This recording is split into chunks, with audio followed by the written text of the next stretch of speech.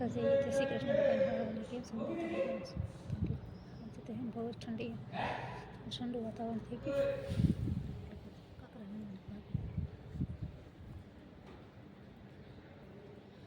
बोलो हूँ कोने ताजी कई काम है मारू तो पछी हूँ अवाज मारो होय तो बोलो कई काम टाट बहु पड़े है तो हमने तो मेहताजी जलसा है कई काम नहीं એટલે આજે તેમ કહેવાય કે એટલો બધો પવન છે ને અને બહુ જ પવન છે કેમ કે સવારમાં તો કંઈ પવન હતો બાકી પણ ભાઈ શિયાળાનો સમય છે એટલે હવે પવન તો હોય જ ને અને આપણે ચલો હવે ઉપર મેળી પર જઈએ પક્ષીઓને સણ નાખ્યું હતું આ પવને ઉડી ગયું કે આવીને સણી જાય તો કાંઈ ખબર નથી કાંઈ દેખાતું જ નથી અત્યારે તો હવે કંઈક સરસ મજાનો તડકો થયો અહીં હે ને બાવળીયામાં કંઈક કાબરું બોલે ઘડીક વાર તડકે બેઠા રહે એવો તડકો હવે કંઈક સરસ મજાનો રહેણા દે અને આપણે તો હે ને આપણું કામ તો કોઈ દી ફૂટવાનું નથી ને આપણે કંઈ નવરા થવાનું નથી એવું બધું પક્ષીઓ પણ સરસ મજાનો વિહાર કરી અત્યારે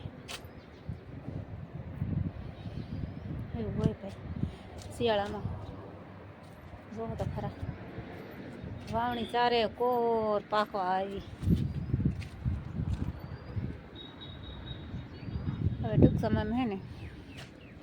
તુવર વઢાઈ જાય કેમ કે નમી ગઈ છે ને તુવેરને સીંગું ફૂંકાઈ ગઈ છે એવું દેખાય એટલે હવે થોડા દિવસમાં હે ને સીંગું કાપી લે એટલે ડાળથી કાપી લે ને થળિયા પછી ટ્રેક્ટરથી કઢાવી લે એવું હોય ચલો હવે આપણે નીચે જાઉં તો ધાણા પણ લાગો આવી ગયા અમુકમાં હે ને ધાણા લાગી ગયા હે અને અમુકમાં ફૂલ હે એમ ઝાંખા એવા દેખાય છે તે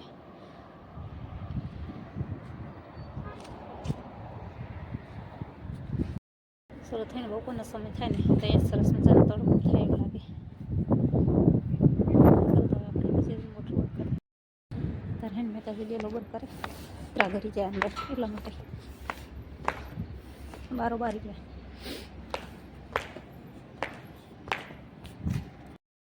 ચલો તો અત્યારે ને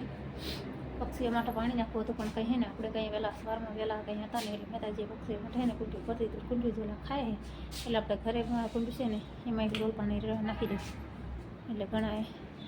નાના નાના ગલગિયા એવા બધા કરે છે એ પાણી પીધા રાખીએ ચલો તો આજે હે ને કાલની જેમ જ એક વાત છે જોઈ શકો છો તમે આ મોગરો છે પણ મોગરો શેનો છે એ ઓળખી તો એના કાંટા પણ છે તમે ખુદને તમને બધાને દેખાતા હશે એવો કેવું મોગરો હશે આને જરૂરથી કહેજો આની ભાજી પણ થાય ખબર હોય બધાને ગામડાવાળાને બધાને ખબર જ ખેતરમાં થતું જો પણ આ શેનો મોગરો છે ને મોગરાને જો કેટલાક ફરતી પોર કાંટા છે ને કાંટા દેખાય છે આ બાજુ બધાને તો ચલો આ મોગરો આપણે રસ્તામાંથી તોડી આવ્યા હતા હવે આપણે કામમાં વળગવું છે આપણે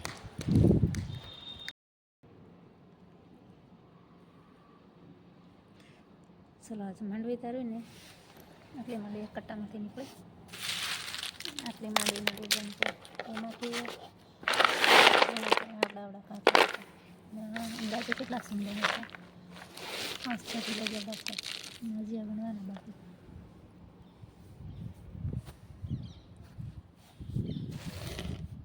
કેમ કે વજન આમ હે ને એક દાણો વીણવાનો હોય એટલે ઘણી બધી વાર લાગતી હોય કેમ કે આવડા કાંકરામાંથી હે ને વચ્ચે હરકત લાગે બધું કાંકરાના દાણા એમાં હે ને પછી એક દાણો વીણો એટલે વાર લાગે એટલે આખા દીમાં કેટલા 3 કિલો દાણા વીણાય